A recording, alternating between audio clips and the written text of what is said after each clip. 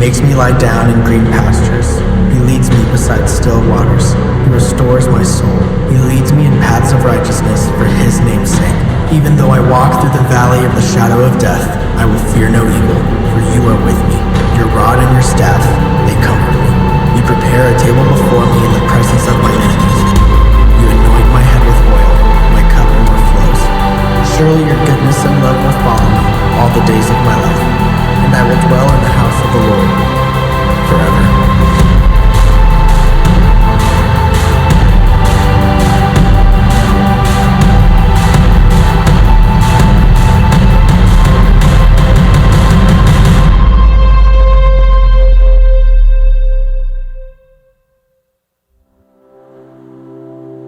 You know, one of the most common symbols for God used throughout the Bible is that God is a shepherd. I mean, we see it in perhaps one of the most famous Bible verses of them all. The Lord is my shepherd. But it's not until you come to the deserts of Israel and you see firsthand a shepherd with his flock that you truly understand what it means when God says that he is a shepherd.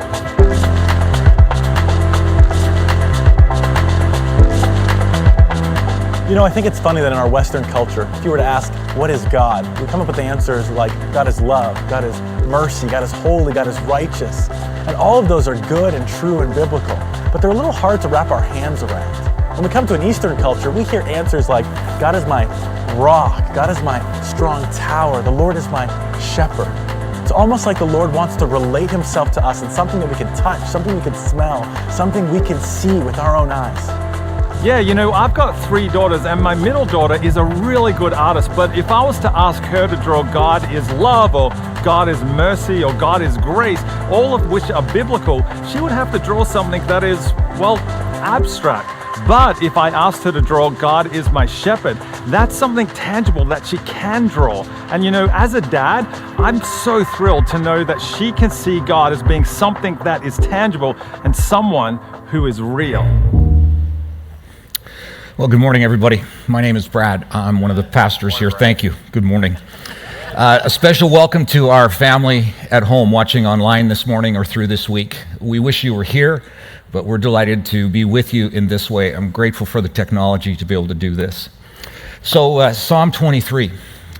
This last summer, I took a bit of a sabbatical for a couple of months. And one of the things that sabbaticals allow us to do is to be a bit unhurried. And it was my practice to get up in the morning and take my Bible, go for part of the time anyways to a beach, which is always where God is, right? And to sit in a lawn chair and open my Bible and read when I wanted to read, as much as I wanted to read, wherever I wanted to read from. No appointments, no phone calls to return, no agenda, nothing to prepare for, except to sit there with Jesus and listen for his voice. And along the way, I stumbled across Psalm 23, which has been like my favorite psalm of the 150. I memorized it as a little boy. My mom taught me how to do that. And it's just been part of my life. It was renewed in my life about a dozen years or so ago. And it's been a companion to me for these last dozen years. But I realized as I was sitting on the beach, I've never taught on Psalm 23. And so it caused me to dig a little more deeply into the psalm itself. And if you'll walk with us these next several weeks, I'd just like to unpack a little bit of what David had in his mind, I think, as he wrote it. And it might surprise you in some way. So let's dive right in. Let's start here. We know, fortunately for us, who the author of this 6-verse poem is. He identifies himself as David. This is how he starts. He says, a psalm of David. Now, it's all about shepherding, as we well know. It's such a famous psalm. And it's written by a shepherd who would have some expertise on this subject matter, for sure. You see, David wrote this likely toward the end of his life when he was in his late 60s, something like that, and he's experienced a lot of life. He was born into a sheep herding family. That's what his pop did, maybe his grandfather ahead of him. And so he would have learned like what it meant to be a shepherd and how to shepherd sheep and what that was all about. And so he grows up, and when he's in probably his early mid-teens, something like that, he goes to visit his brothers on the front line, battle line, because they're at war with the preeminent military power of the day, the Philistines. They had the latest military technology, the latest armory, plus they were big people, like giant kinds of people. And David shows up at the front line of this military battle, and he sees that for some time, weeks in fact, there's this standoff between the two groups, and nobody's got the courage to engage. David is interpreted as, you don't have the faith to engage. And so little pipsqueak David makes himself available, and he says, I'll go, because I've watched what God's done in my life. I've been in this kind of situation before, and so my shepherd will guide me here too. And we know the David and Goliath story, how that ends, right?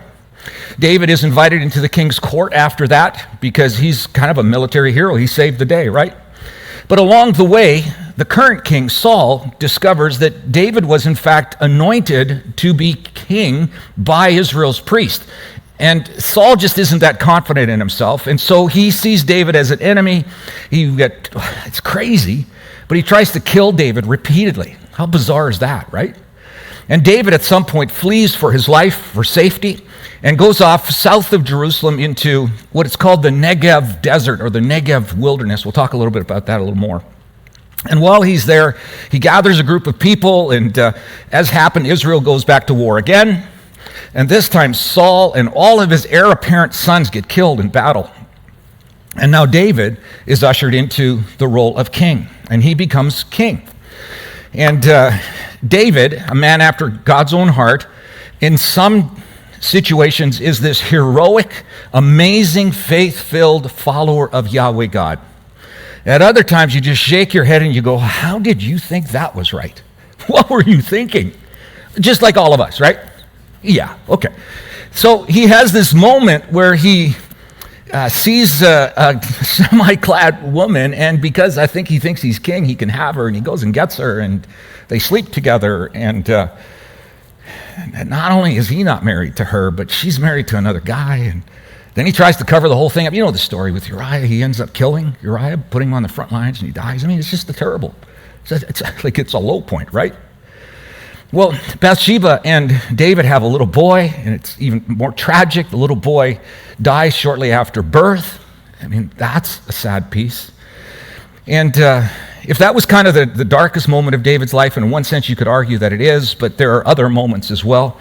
David somehow rationalizes this man after God's own heart, this guy who knows how to shepherd and is shepherded himself. He decides having more than one wife is a really good idea. That is always a really bad idea. It just doesn't work. But he does it, right? He rationalizes that God would be cool with this. Now, it's a little more acceptable in his culture than in ours today. And these spouses have children, and now he sets up the perfect storm.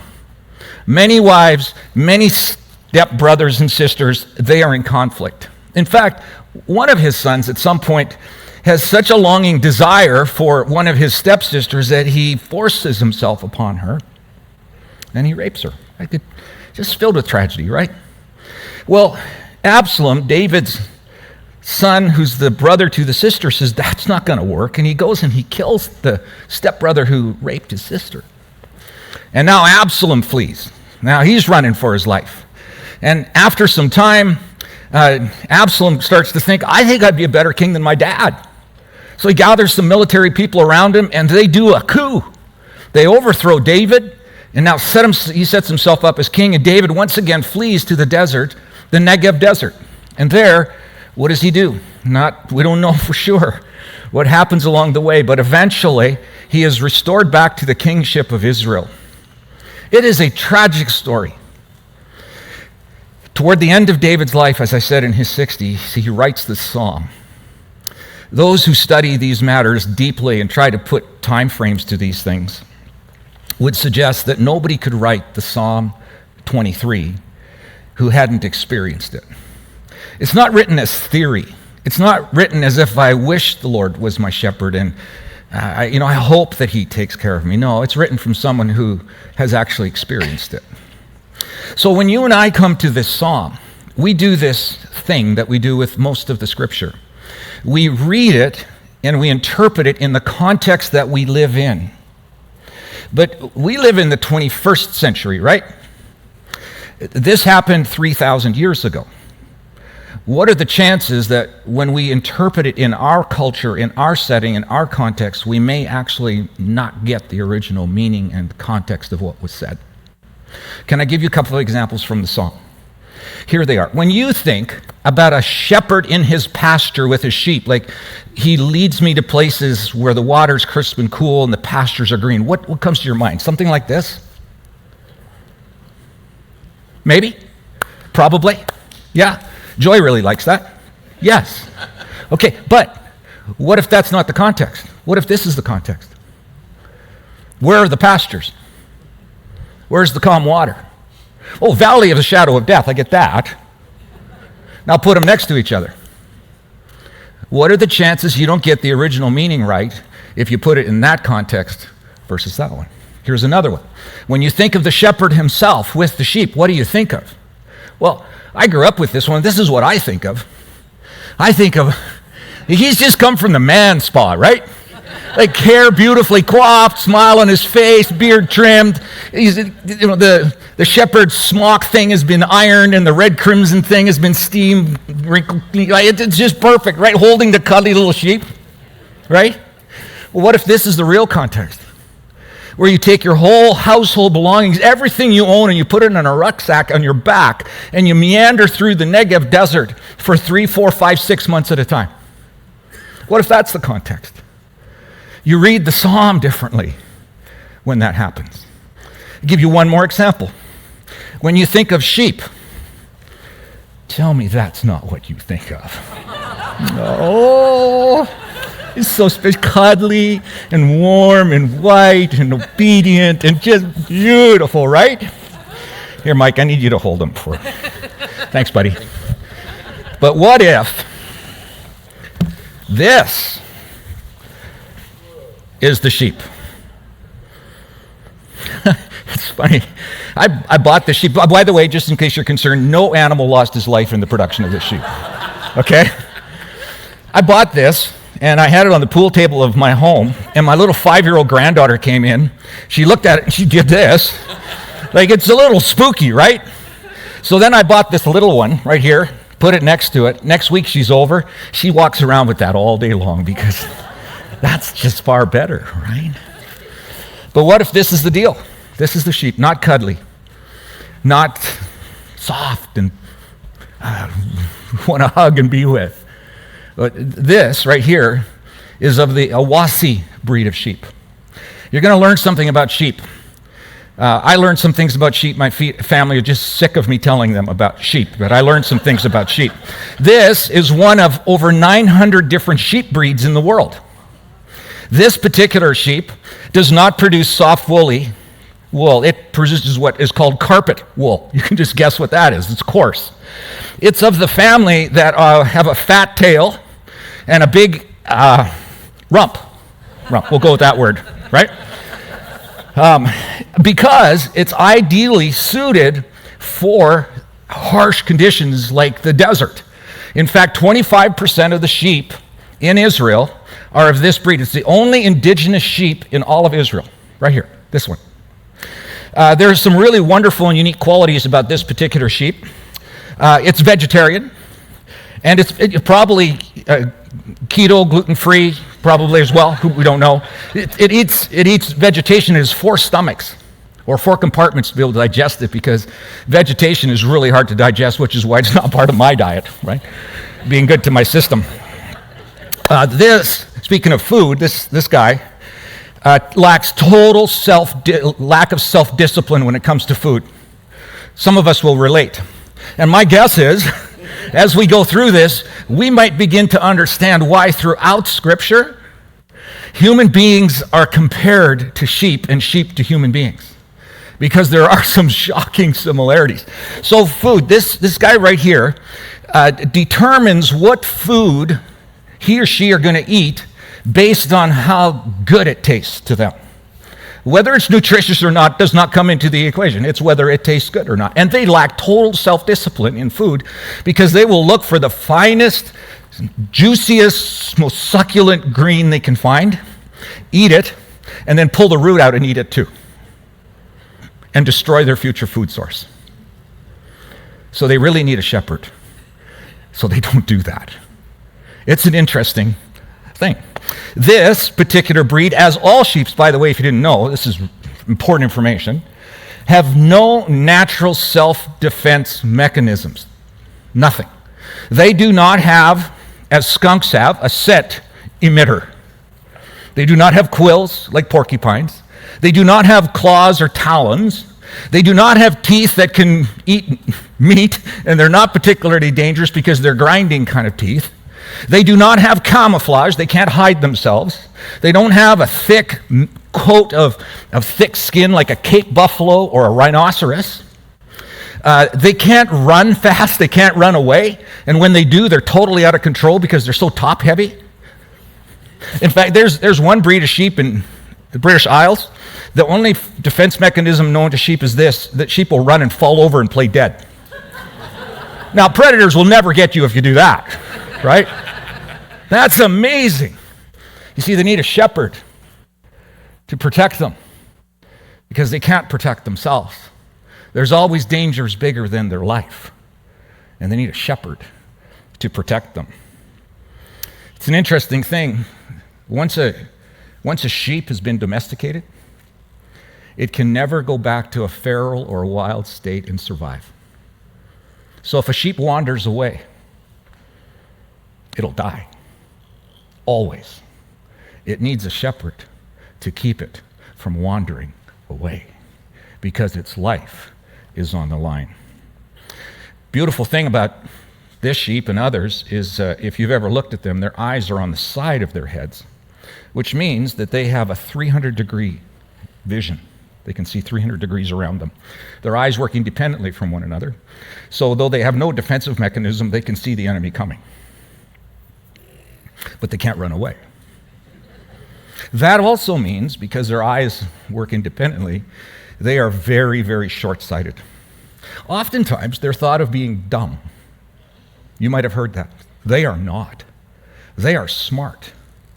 They have great memories. Do you know that if they're abused by an owner, when they see that shepherd coming, they will run away from that shepherd, move away from them, because they have great memories of something that's happened to them. So, the effect of being short-sighted, just like I've been short-sighted since I've been 5 years old. I can't see but foggy images without my contacts or glasses, but I can see shiny things. I can see sparkly things. And so these sheep, they're drawn to the sparkly thing. They're drawn to the shiny thing. Only they can't tell if that shiny thing is dangerous for them or not. So they need a shepherd to help them not go after the shiny thing that's dangerous.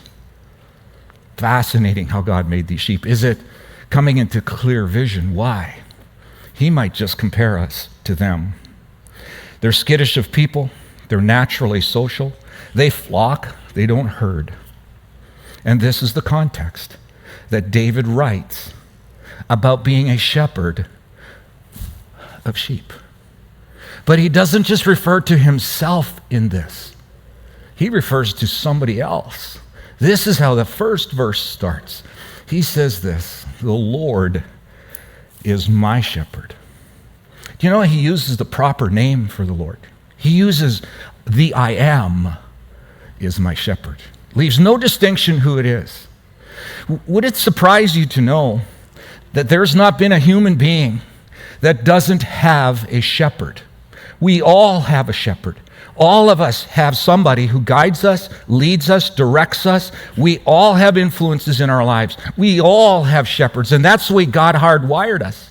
What makes us think that a God who's supreme over everything, preeminent over everything, creator of all things, when he makes human beings, he makes them dependent on himself? Why? Because he wants to keep them under control? No, he wants to love them. Because he made them out of love. And so he creates a dependency on all of us. The only thing is, who or what are we going to be dependent on? So every one of us fill in this blank. The blank is my shepherd. Who is your shepherd? Oh, some of us would say, well, I like that I am idea, except I am my shepherd. I want to make the choices. I really want to have the final say in things. I want to determine where my life goes. I want to determine what's next. I want to find my way out of this. I want to fix it. So honestly, great. It's important to identify who my shepherd is. If you are your shepherd, just fill in. Don't deceive yourself. Go like honestly. I wish God was my shepherd, maybe. But when I look at my life, I am my shepherd. You see, that's one of the two great questions in life that we ask. Who is going to be my shepherd?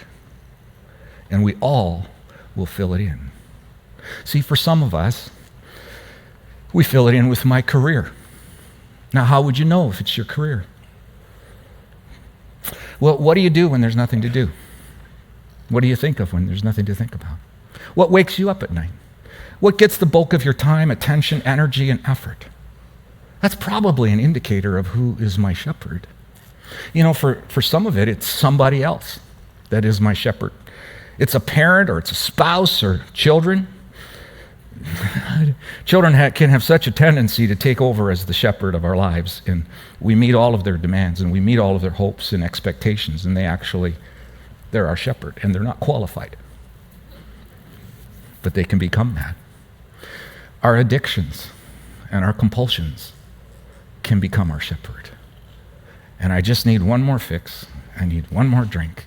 I need to gamble one more time. I need one more. And I know it's not good for me, and I know it doesn't edify me, and I know it wrecks stuff. But I gotta have it. That's who the shepherd is. For some of us, it's guilt. Something's happened in our past that we go, it just keeps coming, and I can't deal with it, and I can't fix it, and I can't make it right, and I wake up thinking about it, worrying about it, concerned about it. Do you think David could relate to you? How long did that Bathsheba thing bug him? You see, here's the thing with David, which is so encouraging, is we can see ourselves in his life. Because he does have times where he clearly says and lives out, the Lord is my shepherd, and you look at him and you go, you bet he is. You have such faith. You have such trust. You have such dependence on him. Little pipsqueak teenager takes on Goliath. Yeah, the Lord's your shepherd. No question there. And then there are other times, like Bathsheba, and you go, your lust is your shepherd. That's what drove that one. And then he deals with the guilt of it, and he deals with the shame and the sadness. But oh, how he confesses. If you want to find out what real confession looks like after you jack something up, go to Psalm 51.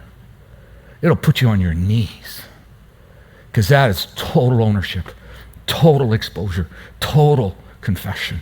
And then God restores them. You see, if you really want the Lord to be your shepherd, he's not going to share that place with someone or something, but he's going to help you clear the blank.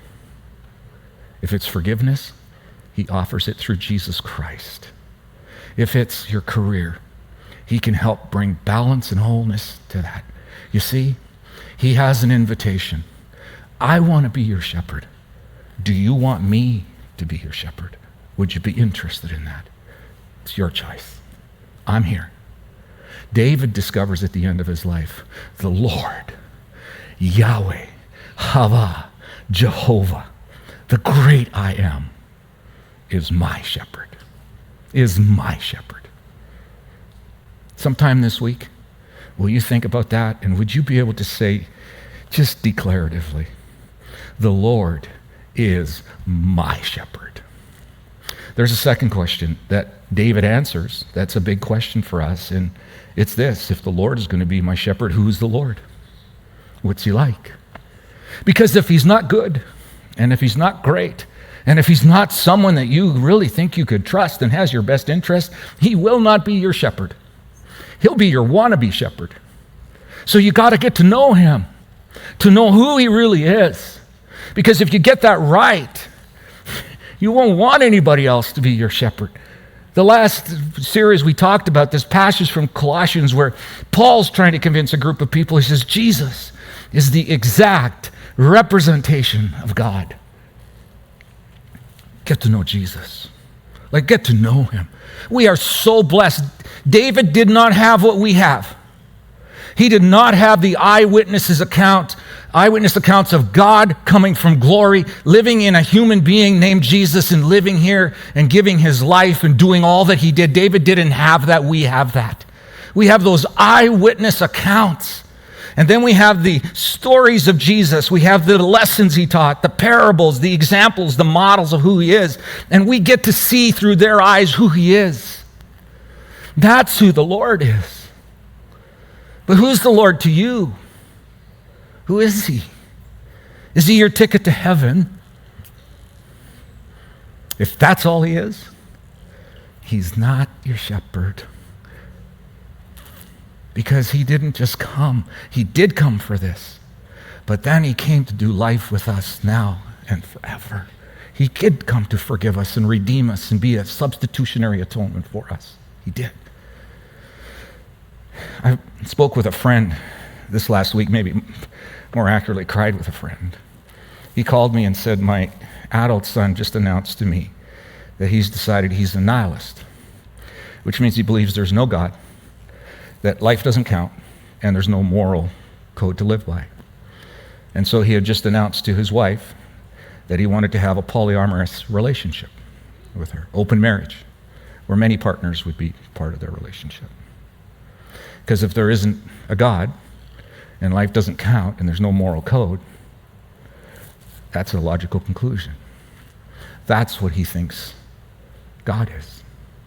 And so this dad and I cried together and asked Jesus, Jesus, would you help him find you as the shepherd? Because that's not a route, that's not a road that leads to life and wholeness. You see, sometimes we think we know who God is, but we've never actually investigated who he is. We've not spent the time with the text of the scripture to actually go, come to it this way humbly. Jesus, I see there's are words here, but they're more than words. Would you bring them alive for me so I could see who you are? Because as I see who you are, you just become bigger and gooder and more significant. And this is just the way it works. But if you don't do that, he is not going to force that. He'll chase you, but he won't force it. So it ought to surprise us not at all when David starts this off after looking back over his life and he says, the Lord is my shepherd. And as I see it's Yahweh, Jehovah, Hava, the great I am, and I increasingly have him my shepherd, I have no needs. I have everything that I need in him. And because I know him that way, I believe that he makes me lie down in green pastures. I've seen that in my life. He leads me to places where the water is crisp, cool, and clear. And he restores my soul, restores my strength.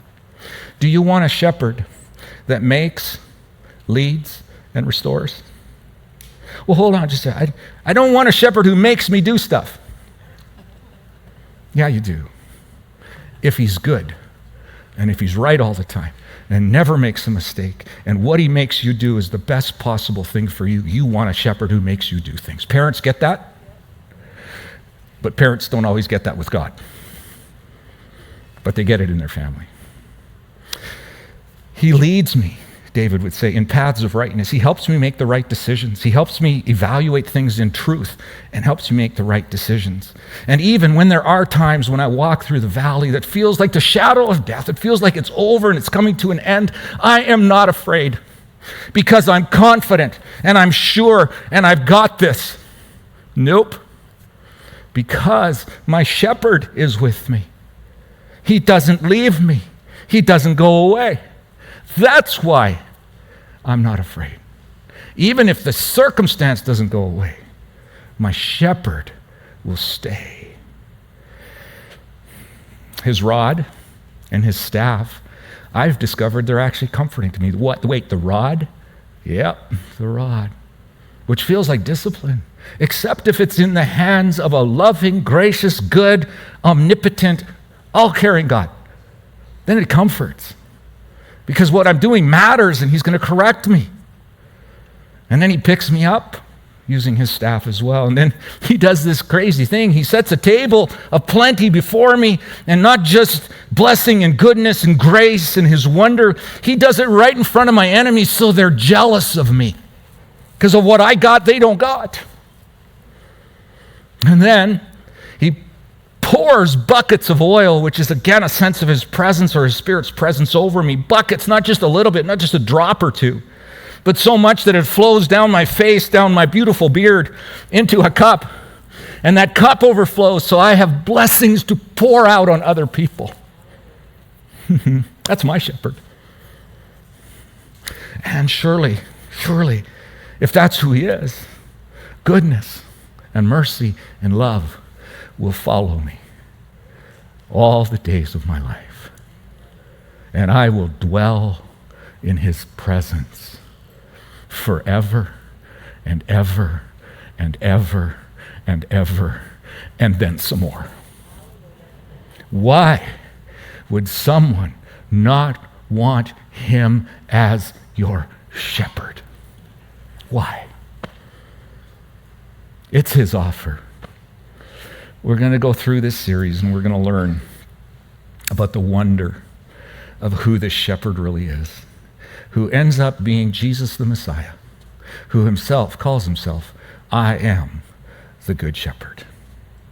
That's who I am. Now, Good Shepherd, would you bring the truth of this song alive for us like you did for David? We don't know the place where he wrote it. We're not even totally sure we got the day and the time and the age in his life right. You know all that stuff.